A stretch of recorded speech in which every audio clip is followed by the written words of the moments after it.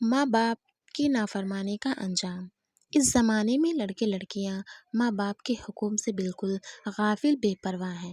ان کی تعظیم، ادب، خدمت اور فرما برداری سے منہ موڑے ہوئے ہیں، بلکہ کچھ تو اتنے بد نصیب ہو گئے ہیں کہ ماں باپ کو بری طرح تکلیف پہنچا رہے ہیں۔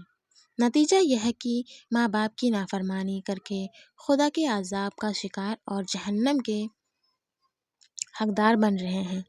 ایک آدمی نے پوچھا، یا رسول اللہ، ماں باپ کا اولاد پر کیا حق ہے؟ اولاد کو ماں باپ کے ساتھ کیسا برتاؤ کرنا چاہیے؟ آپ نے فرمایا، وہ دونوں تمہاری جنت اور دوزخ ہیں۔ انہیں خوش رکھنے میں جنت اور ناراض رکھنے میں جہنم ملے گی۔ بہقی شریف کی حدیث ہے، جس آدمی سے اس کے ماں باپ خوش ہوتے ہیں، ان کے لیے صبح سے ہی جنت کے دروازے کھول دیے جاتے ہیں۔ ایک آدمی نے پوچھا، یا رسول اللہ، اگر ماں باپ زیادتی کرے تو؟ آپ نے فرمایا، اگرچہ ظلم کرے تب بھی ماں باپ کو راضی رکھنا ضروری ہے، کیونکہ انہوں نے ہی تمہیں اس دنیا میں لایا ہے، پال پوس کر بڑا کیا ہے۔ دارمی شریف کی حدیث ہے کہ کسی کے ساتھ بھلائی کر کے احسان جتانے والے، ماں باپ کی بات نہ ماننے والے اور ہمیشہ شراب پینے والے جنت میں نہیں جا سکتے۔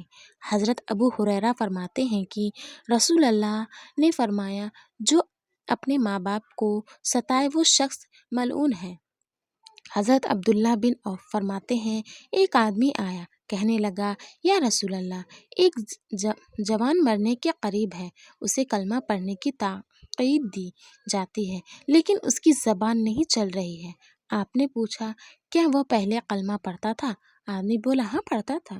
آپ نے فرمایا، زندگی میں پڑھتا تھا تو موت کی بات کون روک رہا ہے؟ اتنا کہتے ہی آپ اس کے گھر کی طرف چل پڑے، صحابہ بھی ساتھ ہو لیے۔ وہاں پہنچ کر آپ نے مرنے والے جوان سے فرمایا، پڑھو لا الہ الا اللہ۔ جوان بولا، سرکار زبان نہیں چل رہی۔ آپ نے پوچھا، تمہاری ماں ہے؟ وہ بولا، ہاں ہے۔ اتنے میں اس کی ماں اندر سے آئی۔ آپ نے فرمایا، کیا تم یہ پسند کرو گی کہ تمہارے لڑکے کو جلتی ہوئی آگ میں ڈال دیا جائے؟ ماں بولی، نہیں، مجھے یہ گوارا نہیں کہ میرا بیٹا آگ میں جلایا جائے۔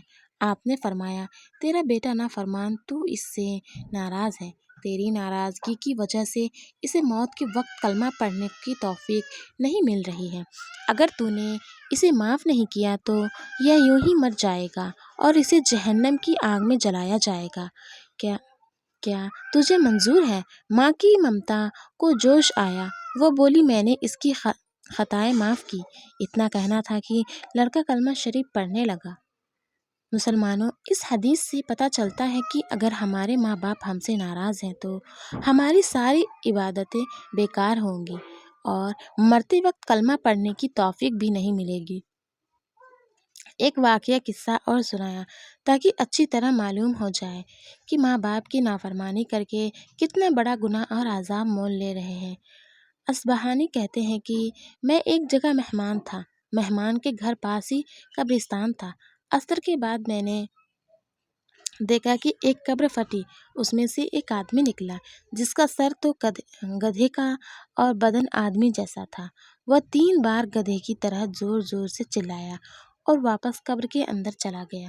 میں نے لوگوں سے اس کے بارے میں پوچھا تو بتایا کہ وہ ایک شرابی تھا، اس کی ماں اسے منع کرتی تھی، اسے ڈانٹتی، لیکن وہ مانتا ہی نہیں تھا، بلکہ الٹا اس کو برا بھلا کہہ دیتا۔ ایک دن اس کی ماں جب اسے منع کرنے لگی تو اس نے اس کی ماں کو کہا، خاموش رہو، کیا گدھے کی طرح چلاتی ہو؟ ماں بیچاری خاموش ہو گئی۔ خیر، ایک دن وہ عصر کے وقت مر گیا اور دفنا دیا گیا۔ اسی دن سے ہر روز عصر کے وقت یہ قبر پھٹتی ہے اور وہ نکلتا ہے اور گدھے کی طرح چلا کر چلا جاتا ہے۔ یہ نتیجہ ہے اس کے اس جواب کا جو اس نے اس کی ماں کو دیا تھا۔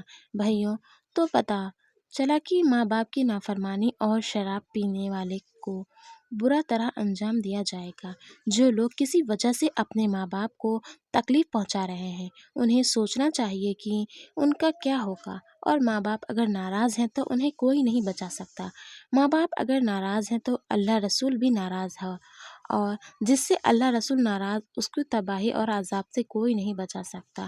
آج کل دیکھا جاتا ہے کہ لوگ اپنے ماں باپ کو چھوڑ کر الگ سے عالیشان گھر بنا لیتے ہیں اور اپنی بیوی بچے کے ساتھ رہتے ہیں تاکہ ان کے اوپر کوئی ذمہ داری نہ آئے، جیسے ماں باپ کے آخر وقت میں لگنے والے علاج کے پیسے، ان کی دوائیوں کا خرچہ، طرح طرح کی بیماریوں کے علاج کے پیسے وغیرہ۔ وہ خود لاکھوں روپے کماتے ہیں لیکن ماں باپ کو کچھ ہزار روپے دینے میں جھکتے ہیں اور بہانے بناتے ہیں۔